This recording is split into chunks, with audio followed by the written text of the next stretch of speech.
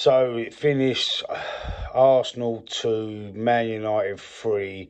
It took me a couple of days to get over that game, and I was going to go on a massive rant. I was going to scream about the handball. Two handballs in that game. One of them should have been a penalty for us. One of them shouldn't have been a goal for them. And it's just so disappointing, man. And it does make you feel that the referees and the PGMOL are really, really against Arsenal. It's been going on for years now. I mean, I don't want to look for any excuses. I don't want to keep saying that I'm moaning about the referees and the PGMOL, which I have done on countless occasions. But even the hardened Liverpool, Tottenham, Man United fans, our main rivals, Chelsea, Villa even, just look at that handball. Look at the handball, how we controlled the ball. It was like Thierry Henry's one in that, was it the Euros or the World Cup for France? It was like that. He absolutely controlled that, controlled the ball with his hand and before he scored. And, sucker punched us and, right to the death as well. Kuna's wonderful goal. I've got no arguments with Kuna's winner. But it shouldn't have been there. It shouldn't have been that scoreline.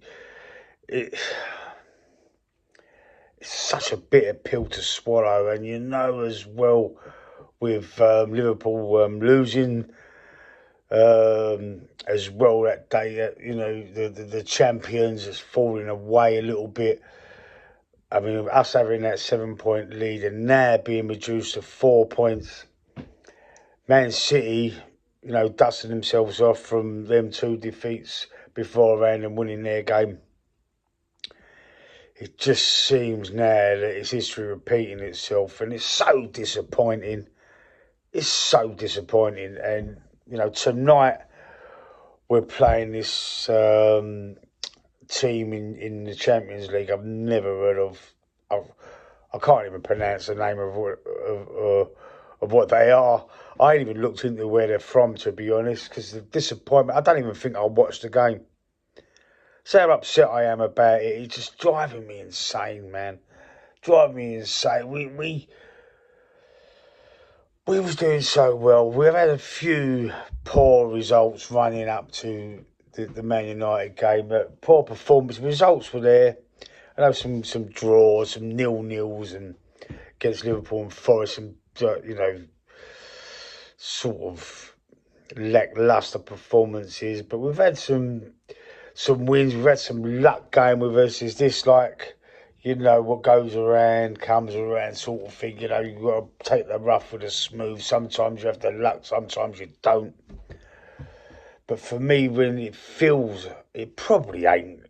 I'm probably going to get told to keep crying or cry more, what they were saying to me last season and the season before. Some people in the comment section. But just look at that. And how about when Maguire falls on a ball in the penalty area and puts his hand on the ball? I mean, that is also an handball, But anyway, let's not dwell too much on that game because it just depresses me.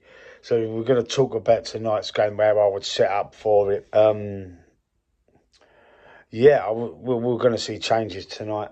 Definitely, we should be beating this team, whoever the F they are. We should be beating this team quite comfortably with a whole new team, basically. A whole new team. Kappa's going to be going in goal for me.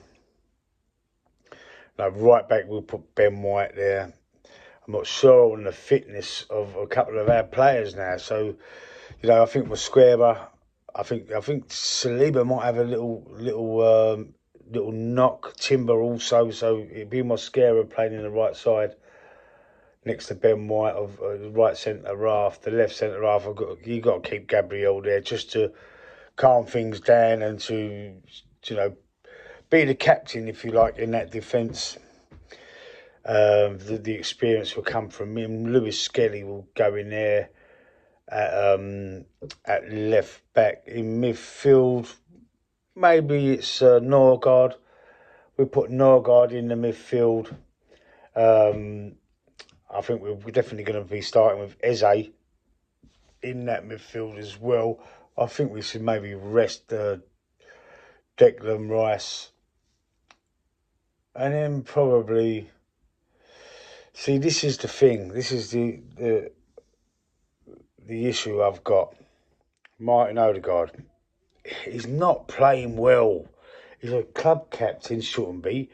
He's not playing well, and listen, he only plays. He does play well against lesser opposition. That's the only thing I can say. You know, he'll probably stand out tonight. If he starts tonight, he'll probably stand out against this. I don't know who this team are. I keep saying that, don't I? He'll probably shine because they're a lesser opponent. They're not, they're not that great. I've never heard of them. I've never even heard of them before, to be honest. And he'll probably look like a superstar tonight if he starts. For me, does he start? Well, listen, this is what I'm hoping. I'm hoping the reason why Eze ain't getting a lot of games in front of him is because he's being primed up to replace Odegaard when Odegaard gets sold in the summer. I'm fingers crossed Martin Odegaard gets sold in the summer and Eze's already going to be nurtured this season, nurtured in, slowly ushered in to take his place. Odegaard, for me, he's benched, and I'm hearing that Havertz could be available tonight as well. So these are on my mind. But in that midfield with Eze and Norgard, we need to refresh it up a bit. Wanyeri would have gone in there, but I think I'm going to put Wanyeri's gone to Marseille on loan, as you know. I'm going to put Moreno in there. Mikel Moreno goes into that third spot in midfield. Over on the right-hand side, Noni can stand in for Saka. Over on the left-hand side, it's going to be Martinelli. And up front, I'm going to go with Gyökeres. I'm going to start Gyökeres tonight. So let me know what you would do. Let me know what you. Let me know your team selection. If you don't agree with me, if you agree with me, stick a thumbs up. If you don't, put your little team selection in the comment section there. And don't forget, subscribe to the channel if you ain't already and you're enjoying the content.